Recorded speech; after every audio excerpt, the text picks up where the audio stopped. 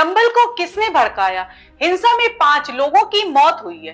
हिंसा में 20 पुलिसकर्मी और 4 प्रशासन से जुड़े लोग भी घायल हुए हैं। जिले के स्कूल बंद कर दिए गए हैं। इंटरनेट पर भी बैन लगाया गया है। बाहरी लोगों की एंट्री भी जिले में बैन कर दी गई है। लेकिन सवाल ये उठता है कि सर्वे के दौरान आखिर हिंसा भड़क कैसे गई? अयोध्या, काशी और मथुरा के बाद उत्तर प्रदेश के संभल में शाही जामा मस्जिद के मंदिर होने का दावा किया जा रहा है। इस मामले में 19 नवंबर को सिविल कोर्ट में एक याचिका दायर की गई। कोर्ट के आदेश के बाद उसी दिन शाम में एडवोकेट कमिश्नर की टीम ने करीब 2 घंटे तक मस्जिद का सर्वे किया था। तब शांतिपूर्ण तरीके से सर्वे हुआ था। नमस्कार, मैं तमन्ना, आप देख रहे हैं द संकेत लाइव। संभल में जामा मस्जिद के सर्वे के दौरान हिंसा में 4 लोगों की मौत पर संसद से सड़क तक संग्राम छिड़ा है। आरोप प्रत्यारोप का दौर जारी है। पुलिस और प्रशासन हिंसा भड़काने के लिए नेताओं के भड़काऊ भाषण को जिम्मेदार बता रहे हैं।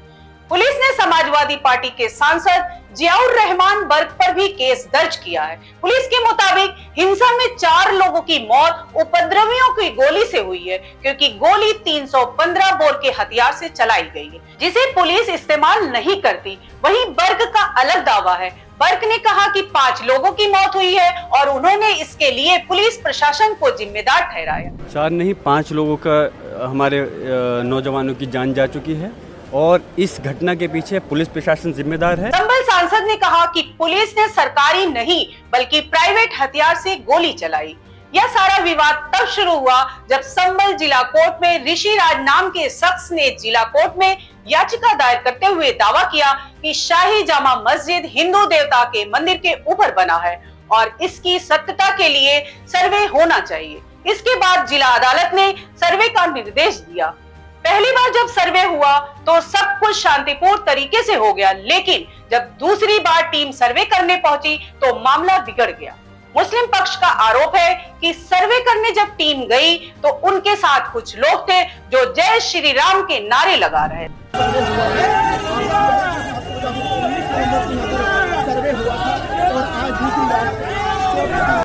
इससे मुस्लिम लड़के भी बाहर आए और बहस में मामला बिगड़ गया।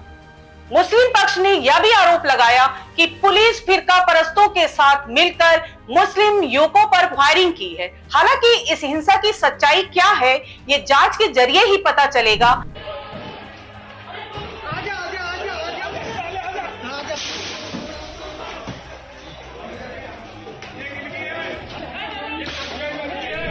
संभल में मस्जिद के मंदिर होने के दावे के नाम पर जो हुआ, जिस तरीके से हुआ, वह दुर्भाग्यपूर्ण है।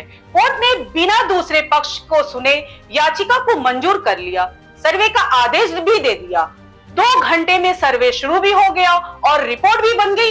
इतनी जल्दबाजी की क्या जरूरत थी? इस पूरे घटनाक्रम में मैं आपको मोहन भागवत के उस बयान के बारे में बताना चाहूंगी, जिसमें वह कह रहे हैं कि हर मस्जिद के नीचे शिवलिंग खोजना ठीक नहीं है। हर मस्जिद के नीचे मंदिर खोजना, हर जगह विवाद खड़ा करना समाज के लिए अच्छा नहीं है। ठीक है, प्रतीकात्मक कुछ हमारी विशेष श्रद्धा थी, ऐसे स्थानों के बारे में हमने कहा, लेकिन रोज एक मामला निकालना नया, ये भी नहीं करना चाहिए। हमको झगड़ा क्यों बढ़ाना है? ज्ञानवापी के बारे में हमारी कुछ श्रद्धाएं हैं, परंपरा से चलती आई, हम कर रहे, ठीक है, परंतु हर मस्जिद में शिवलिंग क्यों देखना? तो भाई वो भी एक पूजा है, ठीक है, बाहर से आई है, लेकिन जिन्होंने अपनाई है वो मुसलमान, वो बाहर से संबंध नहीं रखते, ये उनको भी समझना चाहिए। यद्यपि पूजा उनकी उधर की है, उसमें वो रहना चाहते तो अच्छी बात है। हमारे यहाँ किसी पूजा का विरोध नहीं, सबकी मान्यता और सबके प्रति पवित्रता की भावना है। उत्तर प्रदेश के संभल जिले में हुई हिंसा की घटना पर समाजवादी पार्टी के राष्ट्रीय अध्यक्ष और सांसद अखिलेश यादव ने सपा सांसद जियाउर रहमान पर हुई एफआईआर पर सवाल उठाए हैं। मामले में संभल पुलिस ने भी जवाब दिया। पुलिस का कहना है कि उन्हें पहले भी भड़काऊ भाषण नहीं देने के लिए नोटिस दिया गया था। अखिलेश यादव ने कहा, हमारे सांसद जियाउर रहमान संभल में थे ही नहीं, इसके बावजूद उनके खिलाफ एफआईआर दर्ज कर दी गई। यह सरकार द्वारा किया गया दंगा है। कोर्ट द्वारा आदेश पारित किए जाने के तुरंत बाद ही पुलिस और प्रशासन सर्वे के लिए जामा मस्जिद पहुंच गए। जो घटना हुई है, हमारे सांसद जियाउर रहमान जब संभल में ही नहीं थे और उसके बावजूद भी उन पर एफआईआर दर्ज करना, ऐसा उदाहरण कभी किसी को मिला होगा देखने को, सुनने को? एक पुलिस अफसर ये कह रहा हो कि नेता बनना छोड़ दो, नेताओं का सहारा लेना छोड़ दो, किसके लिए भाषा थी वो? और मैं ये कहना चाहता हूं, हालांकि ये सब जानकारी आपके पास है, दुखद है कि नईम जैसे नौजवान की जान चली गई, बिलाल की जान गई है, रोमान की जान गई है, कैफ, अयान, और इसमें से कुछ कम उम्र के भी हैं। मुझे याद है जब मैं लखनऊ में प्रेस कर रहा था, उस समय जो जानकारी थी और जो जानकारी छिपाई जा रही थी, जब वहां पर लोकल स्तर से जानकारी हासिल हुई, तब मैंने कहा कि नईम की जान गई है और पुलिस की गोली से गई है। आप लोगों पे सब वीडियोस हैं, आप लोगों पे जगह जगह से वीडियोस मिले हैं, कवरेज है पूरा का पूरा कराया गया ये दंगा है। और किसने कराया? सरकार ने कराया, क्योंकि सरकार जो बेईमानी कर रही थी, सरकार जिसने वोट लूटा, सरकार ने जिसने मशीन पर ईवीएम की बटन बार बार पुलिस से दबाई, प्राइवेट ड्रेस में पुलिस लगाई, उस चुनाव में इनकी धांधली, इनकी चोरी न पकड़ी है, इसलिए जानबूझ करके संभल में घटना कराई है। और मैं पढ़ना चाहता हूं, संभल की शाही जामा मस्जिद के खिलाफ 19/11/2024 को सिविल जज चंदौसी संभल में एक याचिका डाली गई। कोर्ट ने दूसरे पक्ष की सुने बगैर उसी दिन 19/11/2024 को सर्वे के आदेश दे दिए। ताज्जुब तो इस बात का है कि ऑर्डर मिलने के बाद ही संभल के जिलाधिकारी, संभल के पुलिस अधीक्षक आदेश को पढ़े बगैर 2 घंटे बाद ही सर्वे के लिए पुलिस बल के साथ शाही जामा मस्जिद पहुंच गए। जामा मस्जिद की कमेटी, जनप्रतिनिधि, उलेमा इकराम, सभी अधिवक्ताओं ने सहयोग दिया। जिस समय पहली बार सर्वे हुआ है और कोर्ट के आदेश के बाद पूरा का पूरा सहयोग, जो भी वहां जिम्मेदार लोग थे, जो भी जिम्मेदार वहां पर मौके पे थे, सबने सहयोग किया। जिलाधिकारी संभल और पुलिस अधीक्षक संभल ने 2.5 घंटे सर्वे के बाद कहा, अब सर्वे पूरा हो चुका है और अब रिपोर्ट कोर्ट को भेज दी जाएगी। दिनांक 22/11/2024 फ्राइडे को जुमे की नमाज के लिए लोग नमाज अदा करने के लिए जामा मस्जिद पहुंचे, लेकिन पुलिस प्रशासन ने बैरिकेडिंग लगा दी ताकि लोग नमाज न पढ़ सकें। उसके बाद भी लोगों ने संयम बरता, नमाज अदा की और किसी प्रकार का विरोध प्रदर्शन नहीं हुआ, किसी तरह की विरोध नहीं हुआ। 29 तारीख को कोर्ट की अगली तारीख तय थी। शाही जामा मस्जिद की कमेटी और मुस्लिम समाज के सभी लोग कोर्ट के केस की पैरवी के लिए तैयारी कर रहे थे, परंतु दिनांक 23 तारीख को रात पुलिस प्रशासन द्वारा कहा गया कि 24 तारीख को यानी अगले दिन सुबह को दोबारा सर्वे किया जाएगा। आखिरकार पहले एक बार सर्वे हो गया। ये आदेश पुलिस प्रशासन को किसने दिया कि दोबारा सर्वे आपका होगा, जब पहले सर्वे में सब लोगों ने सहयोग मदद की, पूरा सर्वे हुआ, किसी को आपत्ति नहीं थी सर्वे पर, लेकिन जानबूझ करके आगे शाही जामा मस्जिद की कमेटी और अधिवक्ता ने कहा कि एक सर्वे तो मुकम्मल हो चुका है, अब दूसरे सर्वे की क्या आवश्यकता है। कोर्ट के आदेश का हमने पालन कर दिया, अगर दूसरा सर्वे करना है तो दोबारा आदेश करवाएं, कोर्ट के आदेश के बाद हम दोबारा सर्वे करा देंगे। लेकिन जिलाधिकारी संभल और पुलिस अधीक्षक संभल ने कोई सुनवाई नहीं की और तानाशाही दिखाते हुए और सुबह के वक्त से पहले शाही जामा मस्जिद आ गए। शाही जामा मस्जिद कमेटी और मुस्लिम समाज के लोगों ने फिर भी धैर्य रखा और दोबारा सर्वे के लिए अंदर ले गए। सर्वे के दौरान करीब 1.5 घंटा बाद जब जनता को सूचना मिली तो वो इकट्ठा होना शुरू हो गए। लोगों ने सर्वे का कारण जानना चाहा तो सर्कल ऑफिसर ने उनके साथ गाली गलौज की और लाठीचार्ज करवा दिया, बुरी तरह से जख्मी कर दिया। इसका विरोध करते हुए चंद लोगों ने पत्थर चलाए, जिसके बदले में पुलिस सिपाही से लेकर अधिकारी तक ने अपने सरकारी और प्राइवेट हथियारों से गोलियां चलाई, जिसकी वीडियो रिकॉर्डिंग है, जिसके एवज में दर्जन लोग गोलियों से घायल हो गए। 5 मासूमों जो कि अपने घर से सामान लेने के लिए निकले थे, उनकी मृत्यु हो गई। संभल का माहौल बिगाड़ने में याचिका दायर करने वाले लोगों के साथ पुलिस और प्रशासन के लोग जिम्मेदार हैं।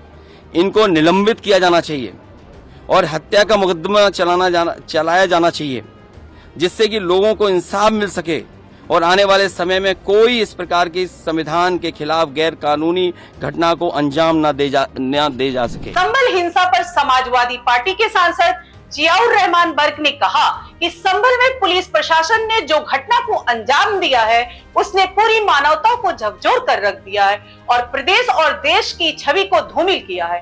कल मैं प्रदेश में भी मौजूद नहीं था, संभल तो दूर की बात है। मैं India Muslim personal law board की बैठक में शामिल होने बेंगलुरु गया था, लेकिन मेरे खिलाफ मुकदमा दर्ज कर दिया गया। देखिए, पुलिस ने और प्रशासन ने जो इस घटना को अंजाम दिया है, अपनी वो मेरे ऊपर मरने के लिए, अपनी नाकामी को छुपाने के लिए, और उसके साथ साथ जो मैं अपने क्षेत्र के लोगों की कोई कानूनी मदद नहीं कर पाऊँ, उस आवाज़ को दबाने के लिए मेरे खिलाफ झूठा मुकदमा दर्ज किया है। जिस दिन मैं घटना हुई मैं मौजूद ही नहीं वहाँ पर। संभल तो दूर की बात है, मैं प्रदेश के अंदर भी मौजूद नहीं था। मैं all India Muslim personal law board की मीटिंग अटेंड करने के लिए बेंगलोर गया हुआ था। और रही बात घटना को अंजाम देना, जब मैं खुद वहाँ मौजूद था पहले सर्वे के दौरान, तब कोई क्यों घटना नहीं हुई। जब मैं खुद जुमे के दिन हमारे नमाजियों को रोका गया नमाज पढ़ने से, मैं उस दिन नमाज मैंने पढ़ी, उस दिन क्यों घटना नहीं हुई। और जब मैं बाहर हूँ तो घटना घटी, अगर मैं होता तो ये घटना नहीं घटती, क्योंकि मैं पुलिस प्रशासन की इस योजना को कामयाब होने नहीं देता। मेरी गैर मौजूदगी का फ़ायदा उठा के पुलिस प्रशासन ने इस योजना को अंजाम दिया है। और मुझे अफसोस है कि जब इस देश के रक्षक ही भक्षक बन जाएंगे तो फिर आने वाले इस प्रदेश का और देश का क्या हाल होगा। मेरी मांग है, हम पार्लियामेंट में भी इस मसले को उठाना चाहते थे, आज मौका नहीं मिल पाया। स्पीकर साहब से भी हम मिले हैं माननीय अखिलेश यादव जी के नेतृत्व में कि इंसाफ के लिए, और माननीय सर्वोच्च न्यायालय से मांग है कि इसका संज्ञान लेकर, और ज़रूरत होगी तो हम जाएंगे भी, कि इन अधिकारियों के खिलाफ इस जो संभल में घटना घटी है न्यायिक जांच होनी चाहिए, क्योंकि पुलिस पर हमें भरोसा नहीं है। और जो अधिकारी इसमें संलिप्त हैं इस हत्या करने में, उनके खिलाफ हत्या का मुकदमा दर्ज होना चाहिए, उनको सलाखों के पीछे भेजना चाहिए, जिससे कि पीड़ित परिवार को इंसाफ मिल सके और आने वाले समय के अंदर ये चीज़ तय हो सके कि कोई इस प्रकार का घटना दोबारा नहीं घटे और कानून और संविधान का राज कायम हो। हिंसा पर AIMIM प्रमुख असदुद्दीन ओवैसी ने कोर्ट के फैसले को गलत बताया और पुलिस की मंशा पर सवाल उठाया है। उन्होंने कहा कि संभल की मस्जिद 50 से 100 साल पुरानी नहीं है, यह 250 से 300 साल से भी ज्यादा पुरानी है, और कोर्ट ने बिना मस्जिद के लोगों की बात सुने एक तरफा आदेश दे दिया। कि सबसे पहली बात तो ये है कि संभल की चंडोसी की जो जामा मस्जिद है वो कोई 50 साल 100 साल नहीं, बल्कि 200-250 साल पुरानी मस्जिद है, उससे ज़्यादा है। वहाँ पर कोर्ट की तरफ से बग़ैर मस्जिद के ज़िम्मेदारों को, कमेटी को सुने उन्होंने एक एक्स पार्टी ऑर्डर पास कर दिया, वो गलत है। दूसरा ये है कि एक बार तो आपने गलत ऑर्डर दिया, सर्वे हो गया, दूसरा सर्वे जब किया आपने किसी को इत्तला नहीं दी। तीसरी बात यह है कि पुलिस का ये काम था कि मस्जिद कमेटी को कॉन्फिडेंस में लेते या वहाँ की पीस कमेटी को। चौथी बात यह है कि जो सर्वे करने लोग आ रहे हैं वो प्रोवोकेटिव स्लोगन्स लगा कर आ रहे हैं, वो वीडियो उसका है, पब्लिक डोमेन में है। और उसके बाद जो वहाँ पर वायलेंस हुआ जिसमें 3 मुसलमानों को गोली लगी, उनकी मौत हुई, हम इसका कंडेम करते हैं। ये फायरिंग नहीं बल्कि मर्डर है। और जब से बाबरी मस्जिद राम मंदिर का जजमेंट आया, जिस बात को मैं पर्टिकुलरली कह रहा हूँ कि उस जजमेंट के बाद ये सब चीज़ें खुलेंगी और एक के बाद एक खुल रही हैं। ASI प्रोटेक्टेड मॉन्यूमेंट सब बातें कर रहे हैं, क्या ASI के कानून में नहीं है कि आप उसका रिलीजियस नेचर चेंज नहीं, कैरेक्टर चेंज नहीं कर सकते? किस बुनियाद पे कर रहे हैं ये? और आप किस बुनियाद पर अपने फेथ को दूसरों पे थोपेंगे? भाई कानून कोई चीज़ है ही नहीं है। जिस दिन कोर्ट में सुनवाई होती है उसी दिन ऑर्डर हो जाता है, उस दिन सर्वे भी हो जाता है। ये तो 1948 में ऐसे ही हुआ था बाबरी मस्जिद में। तो ये जो फायरिंग हुई है ये फायरिंग नहीं है, मर्डर है। और जो भी ऑफिसर्स इन्वॉल्व हैं उनको सस्पेंड करना चाहिए और एक सिटिंग हाई कोर्ट जज से उसकी इंक्वायरी होनी चाहिए। ये सरासर गलत है, जुल्म हो रहा है वहां पर तो संभल में। आज के लिए बस इतना ही, धन्यवाद।